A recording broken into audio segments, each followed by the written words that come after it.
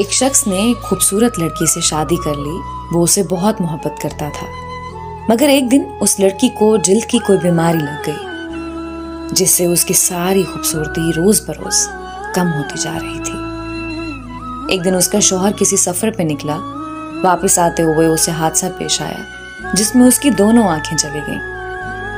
खैर, उनकी अज़दवाजी जिंदगी यूं ही चलती रही और उसकी बीवी की खूबसूरती मजीद कम होती रही। मगर अंधे आदमी को इस बात का इल्म नहीं था, लिहाजा उनकी जिंदगी पर इसका कोई भी असर नहीं पड़ा। दोनों एक दूसरे को पहले की तरह चाहते थे और एक दूसरे का ख्याल रखते थे। खुदा का करना ऐसा हुआ कि एक दिन उस लड़की का इंतकाल हो गया। उसका शौहर निहायत गमगीन था इस सदमे से, जिसके बायस उसने अपना सब कुछ फरोख्त कर डाला और उस शहर को छोड़कर किसी दूसरे शहर जाने लगा। जाते हुए रास्ते में किसी शख्स ने पीछे से आवाज दी और कहने लगा, अकेले कैसे जाओगे? अब तक तो आपकी बीवी आपकी मदद करती रही, आपका ख्याल रखती रही और आपकी आंखें बनी रही। अंधे आदमी ने जवाब दिया, मैं अंधा नहीं था, मैं उसे ऐसे दिखा रहा था जैसे मैं अंधा हूं, क्योंकि अगर उसे ये पता होता कि मैं उसकी बदसूरती देख सकता हूं तो ये एहसास उसकी बीमारी से ज्यादा तकलीफ देता। इसलिए मैंने अंधा होने का ड्रामा किया। वो बहुत अच्छी थी, मैं बस उसे खुश रखना चाहता था। मेंढक को चाहे सोने की बनी कुर्सी पर ही क्यों न बैठा दो, पर वह कूद कर वापस उसी कीचड़ में ही जाना पसंद करता है। ठीक उसी तरह हमारे आसपास में कुछ ऐसे लोग होते हैं जिन्हें आप चाहे कितनी भी इज्जत दे दो, जितना मर्जी सर पर बैठा लो, पर वह अपनी करतूतों से साबित कर ही देते हैं कि वह किसी इज्जत के लायक नहीं। हर सक्सेसफुल आदमी के पीछे एक औरत होती है, लेकिन औरत को सक्सेसफुल होने के लिए पीछे खड़े होने वाला आदमी नहीं मिलता। कभी अपनों से धोखा मिला है?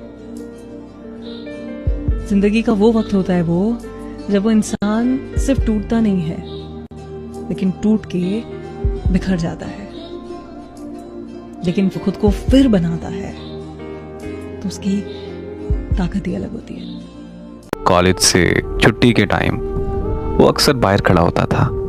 एक दिन उसने मुझे बोला कि वो मुझे पसंद करता है।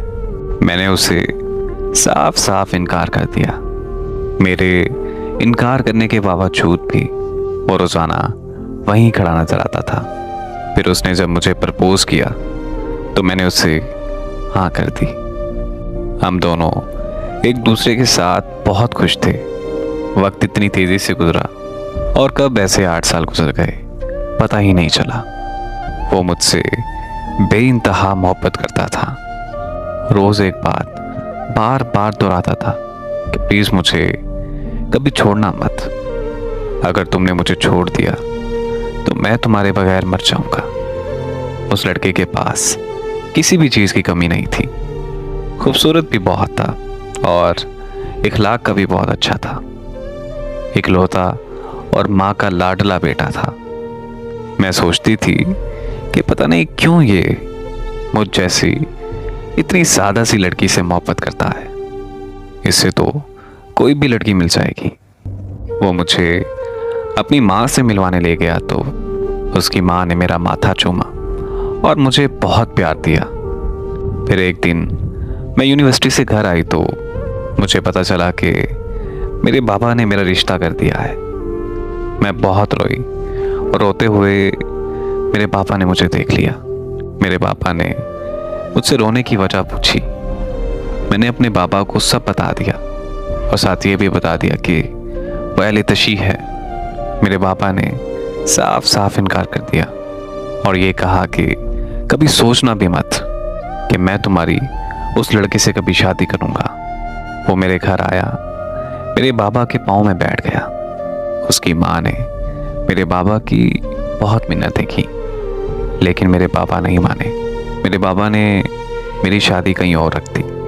उसने मुझसे पूछा कि तुम क्या चाहती हो? तो मैंने उसे बोला कि मैं अपने बाबा के खिलाफ नहीं जा सकती। तो उसने मुझे बोला कि जहाँ तुम्हारे पापा ने बोला है वहाँ शादी कर लो, मैं तुम्हारी राह में रुकावट नहीं बनूंगा। और इसी तरह मेरे बाबा ने मेरी शादी रख दी। मेरी शादी से एक हफ्ता पहले मुझे पता चला कि वो अस्पताल में है। मैंने घर बोला कि मुझे उसके पास जाना है, लेकिन मेरे घर वालों ने उसके पास नहीं जाने दिया, क्योंकि मेरे घर वालों को लगता था कि अगर तो मैं वहाँ गई तो वापस नहीं आऊँगी। फिर उसका दोस्त हमारे घर आया और उसने बताया कि उस लड़के का इंतकाल हो चुका है, अब वो इस दुनिया में नहीं रहा। आज उसकी मौत ने मुझे पागल कर दिया है। ना ही अब मुझ में शादी की हिम्मत है और ना ही अपने घर वालों से बात करने की। अब मेरे पास खुद को कोसने और पछतावे के अलावा कुछ भी नहीं बचा। एक बात कहूं, अपनी बेटियों को ज्यादा हंसने से, बोलने से, खेलने से कभी रोका न करें। अगर वो सारा घर भी सर पर उठा लें तब भी उन्हें कुछ न कहा करें, क्योंकि मुकद्दर के खेल बड़े अजीब होते हैं। जब तकदीर का थप्पड़ पड़ता है तो ये बेटियां, ये लड़कियां, ये शहजादियां मुस्कुराना तो दूर, बोलना तक भूल जाती हैं। वक्त सबसे बड़ा जालिम है जो इनके वजूद से खुशियों को निचोड़ लेता है और फिर कभी वापस भी नहीं लौटाता।